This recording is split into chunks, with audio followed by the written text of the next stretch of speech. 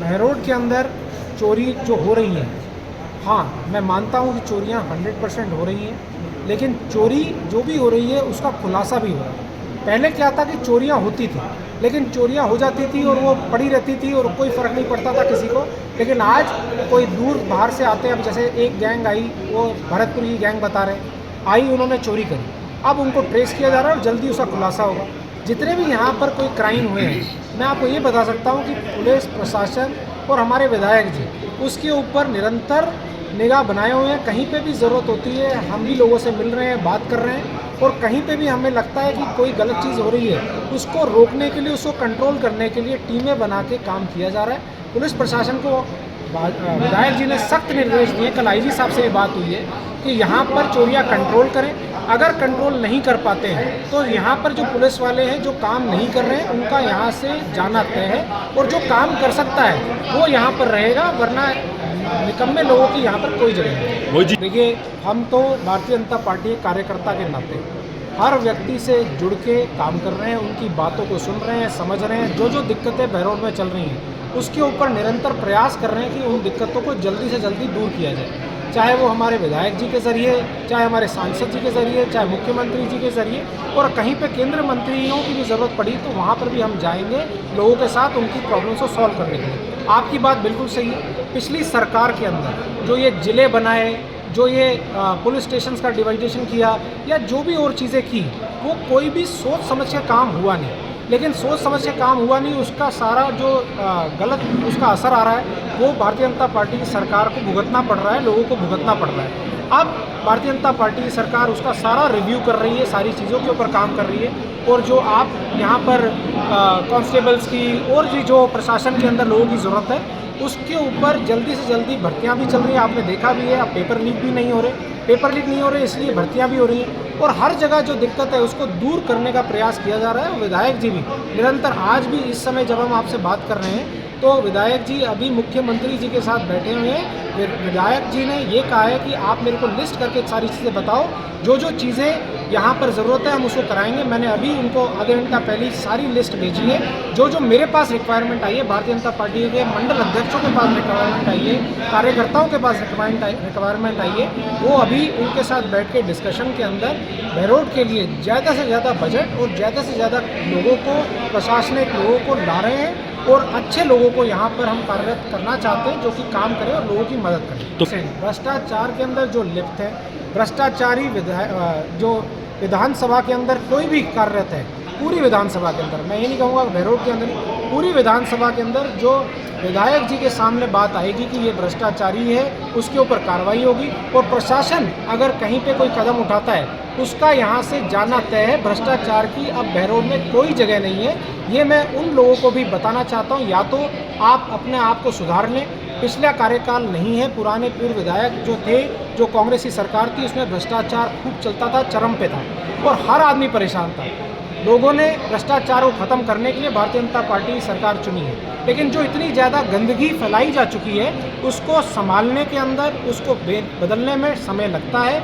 अभी 1 साल हुआ है, 1.5 साल के करीब होने वाला है। हम ये चाहते हैं कि जल्दी से जल्दी ये सारे भ्रष्टाचारियों को, जो काम नहीं करते या भ्रष्टाचार करते हैं, दोनों ही तरह के लोगों को यहाँ से बहरोड से विदाई दी जाए, और नए अच्छे लोगों को, अफसरों को यहाँ पर लाके काम को जल्दी से, काम के अंदर गति मिले, जिससे कि बहरोड का विकास हो सके और बहरोड को वापस से अपना दर्जा मिल सके अच्छे विधानसभा का, और जो विधानसभा काम करने में अग्रिम है। और हमने देखा भी है कि विधानसभा के अंदर जो बजट आया है, जो इस बारी का बजट था और जो पिछली बारी बजट था, दोनों सालों के अंदर जो बजट आया है वो पूरे राजस्थान में सबसे ज़्यादा है। और पानी की समस्या को लेके जो बोरिंगों की मांग हो रही थी, हमने बहुत बड़ा 35 करोड़ का काम हमारे यशस्वी मुख्यमंत्री भजनलाल शर्मा जी ने, विधायक जी ने यहाँ दिया है, जिससे कि पानी की समस्या दूर होगी। उसके साथ साथ हम ये भी बताना चाहते हैं कि सांसद महोदय भी और हम सब भी अच्छी तरह पूरा जो बोरिंग जहाँ भी रिक्वायरमेंट है, अब तक 58 बोरिंग्स स्वीकृत हो चुकी है। इसके साथ साथ और भी जहाँ रिक्वायरमेंट होगी वो भी पूरी की जाएगी। मेरे को आप रिक्वायरमेंट देते जाएँ, भारतीय जनता पार्टी कार्यकर्ता किसी को भी दे दें, आप किसी के पास भी जाएँ, मंडल अध्यक्ष जाएँ, सारी चीज़ें हम विधायक जी के साथ मिलके, सांसद साहब के साथ मिलके ये काम कराने में लगे हुए। वही जी, बड़बोलेपन की कोई मतलब सीमा नहीं होती। क्या बोलता है, क्या कहता है, भगवान जाने वो क्या नशा करता है, क्यों बोलता है, क्योंकि उसको यही नहीं पता कि डेटा क्या है, डेटा क्या कहता है, कोई सच्चाई के अंदर चीज़ें क्या कहती है। अब उसने 5 साल लगा दिए, 5 साल में वो इतनी बोरिंग नहीं करा पाया जितनी हमने 1 साल के अंदर भारतीय जनता पार्टी कार्यकाल में लोगों की समस्या समझ के कराए हैं। भाई मैं तो हमारे मंडल अध्यक्ष जी ने भी बात अपनी कॉन्फ्रेंस में करी थी वीडियो के अंदर, और भी कार्यकर्ताओं ने बात की थी कि अगर पिछली बारी बोरिंग हुए थे तो बोरिंग कहाँ गए। अगर बोरिंग सही हुए होते, सही जगह हुए थे तो पानी की समस्या होती ही नहीं। पानी की समस्या है क्योंकि पिछली सरकार में कोई काम नहीं हुए, कोई बोरिंग नहीं हुए। अब बोरिंग हो रहे हैं। आप ये भी देखेंगे कि आने वाले समय में पानी की समस्या का समाधान भी होगा।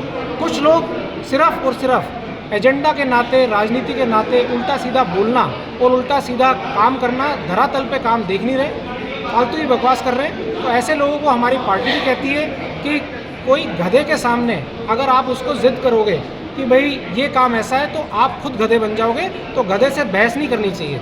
तो जैसे कहते हैं कि आप अपना काम करते रहो, लोग एजुकेटेड है, लोग समझते हैं सारी चीज़ें, हम अपना काम कर रहे हैं, विकास कर रहे हैं, दिखेगा विकास। अगर विकास होगा तो विकास दिखेगा, और जब विकास दिखेगा तो हमें पूरी उम्मीद है कि लोगों को पता भी लगेगा कौन विकास कर सकता है, कौन करा सकता है। हम किसी भी राखी सावंत, गधों, इन सब की बात हम करते ही नहीं, ना हम इनसे कोई जिद करेंगे।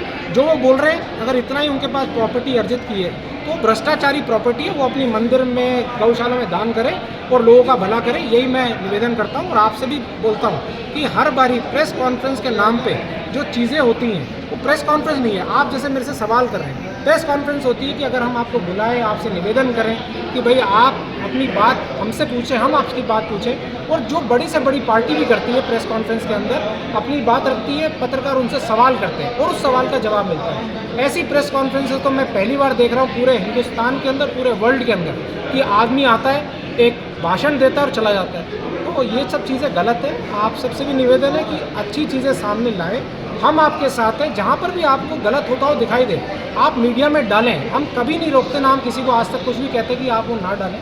आप डालें क्योंकि आप लोगों के माध्यम से ही हमें फीडबैक भी मिलता है और हमें पता लगता है कि बहरौल में क्या चल रहा है, क्योंकि हम हर जगह नहीं मौजूद हो सकते। तो जो लोग हमारे खिलाफ थे वो तो हमारे पास आएंगे नहीं, लेकिन हम उनसे भी निवेदन करते हैं कि आप भी आइए और विधायक जी, सांसद साहब, सब लोग एकजुट होकर, एकमुश्त होकर काम करेंगे। तो यही मैं कहना चाहता हूँ। बाकी इसके अलावा कोई और कमेंट करना, अपनी बेइज्जती कराना है, तो वो मैं करना नहीं चाहता।